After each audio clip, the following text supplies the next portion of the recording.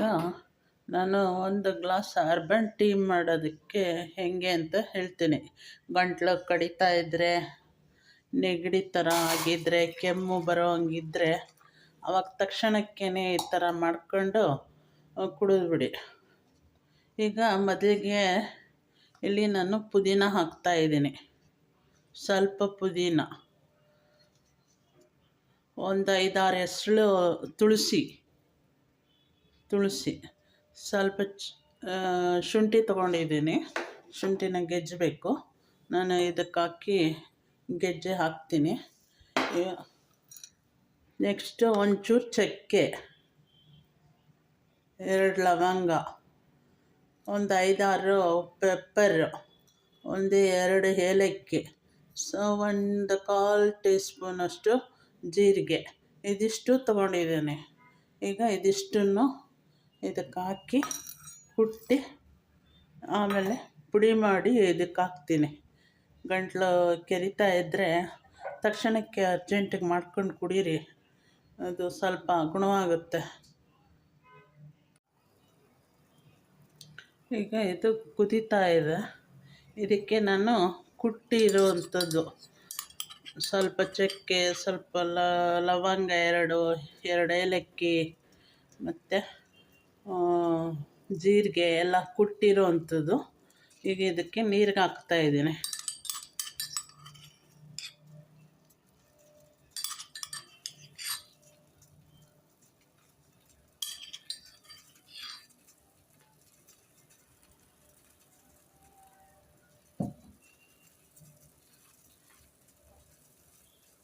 ಈಗ ಇದು ಬೇಯ್ತಾ ಇದೆ.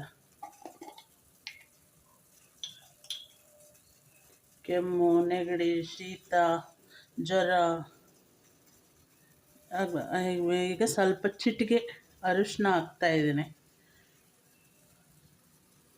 ನೋಡಿ, ಈ ಥರ ಬೇಯ್ತಾ ಇದೆ. ಈ ಥರ ಬೇಯಬೇಕು. ಅದು ಚೆನ್ನಾಗಿ ರಸ ಬಿಡಬೇಕು.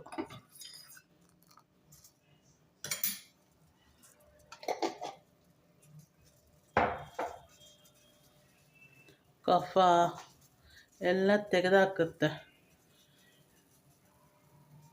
ಗಂಟ್ಲು ಗುಸ ಅಂತ ಇದ್ದರೆ ತಕ್ಷಣಕ್ಕೆ ಇದನ್ನು ಮಾಡ್ಕೊಂಡು ಕುಡಿದ್ಬಿಟ್ರೆ ಸಿರಪ್ ಆಗಲಿ ಮಾತ್ರೆ ಅವಶ್ಯಕತೆ ಆಗಲಿ ಅಷ್ಟು ಬರಲ್ಲ.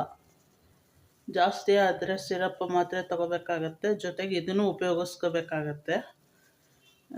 ಸ್ವಲ್ಪ ಗಂಟ್ಲು ಗುಸು ಅಂತ ಇದೆ ಅಂದಾಗ ಈ ಥರ ಮಾಡಿಕೊಂಡು ಕುಡೀರಿ. ಇದು ಹರ್ಬಲ್ ಟೀ ಅಥವಾ ಕಷಾಯ.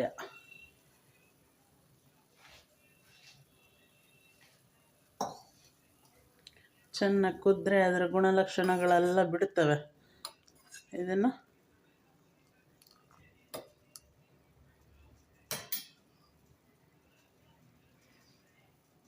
ಮಕ್ಳುಗಳು ಇದನ್ನು ಕುಡಿಯಲ್ಲ ಖಾರ ಅಂತೇಳಿ.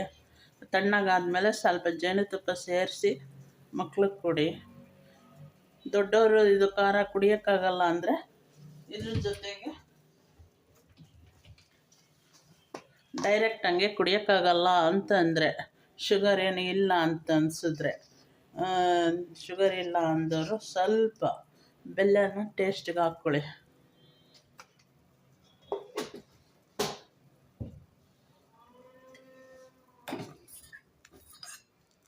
ಈ ಥರ ಕುದೀತಾ ಇರುತ್ತೆ. ಸ್ವಲ್ಪ ಗಟ್ಟಿ ಆಯಿತು ಅನಿಸಿದ್ರೆ ಸ್ವಲ್ಪ ನೀರು ಹಾಕ್ಕೊಳ್ಳಿ. ಸ್ಟ್ರಾಂಗ್ ಆಯಿತು ಅಂತ ಅನಿಸಿದ್ರೆ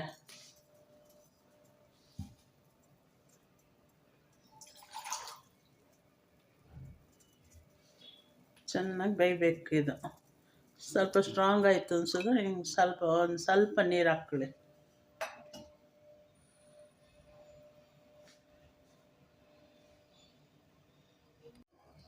ಇವಾಗ ಇದು ಕುದೀತಾ ಇದೆ. ಇದು. ಇವಾಗ ನಾನು ಸ್ಟವ್ ಆಫ್ ಮಾಡ್ತೀನಿ. ಇದನ್ನು ಗ್ಲಾಸಿಗೆ ಹಾಕ್ಕೊಂಡು ನಿಧಾನವಾಗಿ ಗಂಟ್ಲಿಗೆಲ್ಲ ಖಾರ ಎಳಿಬೇಕು. ಆ ಥರ ನಿಧಾನವಾಗಿ ಒಂದೊಂದೇ ಸಿಪ್ಪು ಕುಡಿತಾ ಬಂದರೆ ನೆಗಡಿ, ಕೆಮ್ಮು, ಗಂಟ್ಲು ಗುಸ ಅನ್ನೋದೆಲ್ಲ ಕಮ್ಮಿ ಆಗುತ್ತೆ. ಈಗ ನಾನು ಇದನ್ನು ಗ್ಲಾಸಿಗೆ ಬಿಸಿತೀನಿ.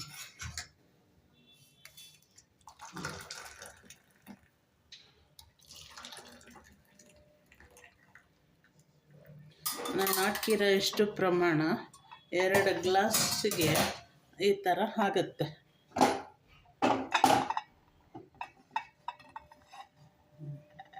ಈ ಥರ ರೆಡಿ ಆಗುತ್ತೆ. ಮಾಡ್ಕೊಂಡು ಕೆಮ್ಮು ನೆಗಡಿ ಆದಾಗ ಕುಡೀರಿ.